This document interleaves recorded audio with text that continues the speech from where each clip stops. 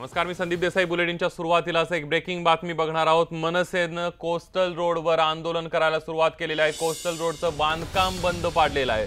संप मिटेपर्यंत काम सुरू करून देणार नसल्याचा पवित्रा मनसे कार्यकर्त्यांनी घेतलेला आहे. आताची सगळ्यात महत्त्वाची बातमी आपण बघतोय की या सगळ्या बेस्ट कर्मचाऱ्यांनी राज ठाकरे यांची मागल्या आठवड्यामध्ये भेट घेतली होती आणि त्यावेळेला सोमवारपर्यंत राज ठाकरे यांनी मुदत दिली होती आणि त्यानंतर आता आपण बघतोय कोस्टल रोडचं बांधकाम जे आहे ते बंद पाडण्यात आलेलं आहे. संप मिटेपर्यंत काम सुरू करू देणार नसल्याची भूमिका मनसैनिकांनी घेतलेली आहे. अक्षय कुडकेलवार आपले प्रतिनिधी घटनास्थळावरून आपल्या सोबत आहेत. अक्षय,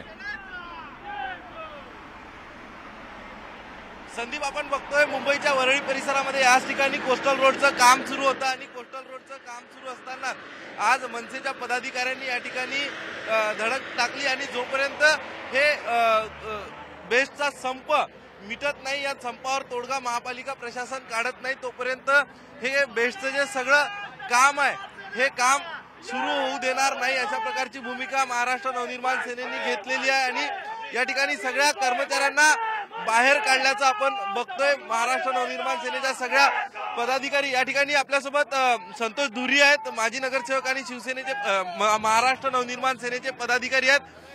तुमच्याकडनं काम बंद पाडण्यात आलं, नेमकी काय भूमिका आहे? कोस्टल रोडचं काम कसं आहे, उद्धव साहेबांचं ड्रीम प्रोजेक्ट आहे कोस्टल रोड. बीएसटी पण त्यांचंच बाळ आहे ना, त्याच्याकडे दुर्लक्ष झालं त्यांचं. हे काम चालू झाल्यानंतर त्यांनी तिकडेच लक्ष घालावं. पहिलं त्यांना जे सोंग घेतलेलं झोपेचं ते उडवायचा आमचा प्रयत्न आहे.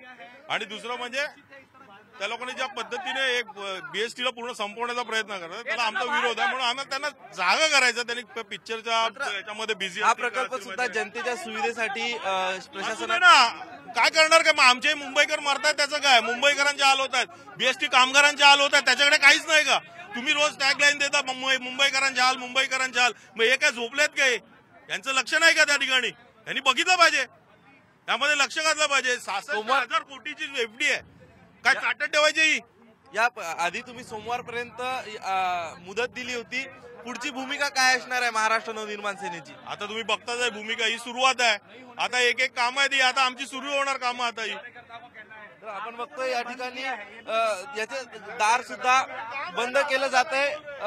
ज्या ठिकाणी काम सुरू करण्यात आलंय त्या ठिकाणी आणि महाराष्ट्र नवनिर्माण सेनेचे सगळे पदाधिकारी या ठिकाणी पुन्हा एकदा कार्यालय छोटी छोटी या ठिकाणी आहे, ज्या कार्यालयाच्या माध्यमातून या कोस्टल रोडचं वरळी परिसरातलं सगळं काम बघितलं जाते. मात्र महाराष्ट्र नवनिर्माण सेनेचे सगळे पदाधिकारी हे काम या ठिकाणी बंद करतायत. महाराष्ट्र नवनिर्माण सेनेने इशारा दिला होता, जर सोमवारपर्यंत या सगळ्या संदर्भात तोडगा निघाला नाही तर रस्त्यावर उतरून या ठिकाणी रस्त्यावर उतरून तोडगा काढू.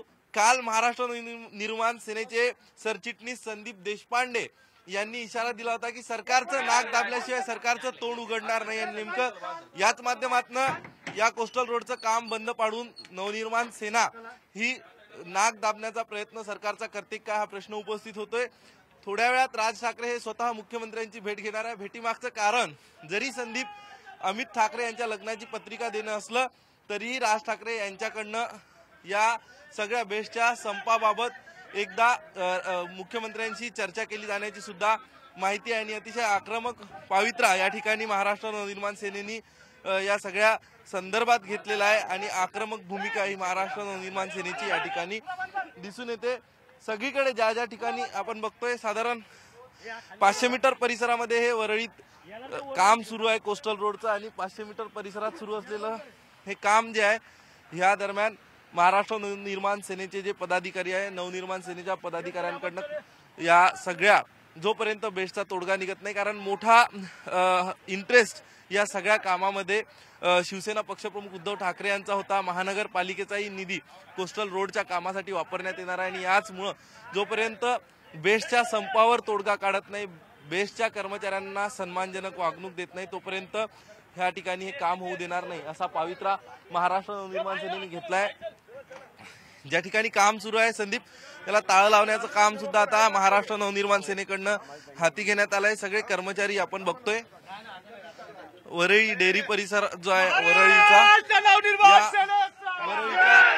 डेअरी परिसरामध्ये सगळे कर्मचारी आणि अधिकारी जे या सगळ्या प्रकल्पाचे यांना बाहेर काढण्यात आलं आणि त्यानंतर महाराष्ट्र नवनिर्माण सेना आता हे सगळं जे आहे याला टाळ ठोकताना आपल्याला बघायला मिळत आहे. संदीप, अगदी अक्षय, महाराष्ट्र नवनिर्माण सेना प्रचंड आक्रमक झालेली पाहायला मिळते. धन्यवाद तू दिलेली आहे संपूर्ण माहितीबद्दल. आपण बघितलं महाराष्ट्र नवनिर्माण सेनेनं कोस्टल रोडचं काम सुरू असलेलं सगळं काम जे आहे ते बंद पाडलेलं आहे. अक्षय, आता टाळं ठोकायला सुरुवात केलेली आहे या सगळ्या कामाच्या गेटला, काय सांगशील याबद्दल? संदीप, आपण बघतोय कारण मनसेचं आंदोलन खट्याक जे आंदोलनासाठी महाराष्ट्र नवनिर्माण सेना नेहमीच चर्चेमध्ये असते आणि आता सुद्धा हे आंदोलन ताब्यात घेतलं. या आंदोलन त्यांनी हातात घेतलेलं आहे. काल संध्याकाळपासून ज्यावेळी त्यांनी दिलेली मुदत संपत येत होती त्यावेळी महाराष्ट्र नवनिर्माण सेनेच्या अनेक पदाधिकाऱ्यांना पोलिसांनी संपर्क साधला आणि नेमकं आंदोलन काय करणार आहे या सगळ्या संदर्भात सकाळपासून महाराष्ट्र नवनिर्माण सेनेकडनं कुठल्याही पद्धतीनं आंदोलन हाती घेण्यात आलं नव्हतं. त्यामुळे शक्यता अशी वर्तवली जात होती की महाराष्ट्र नवनिर्माण सेनेने दिलेल्या अल्टिमेटमचं झालं काय.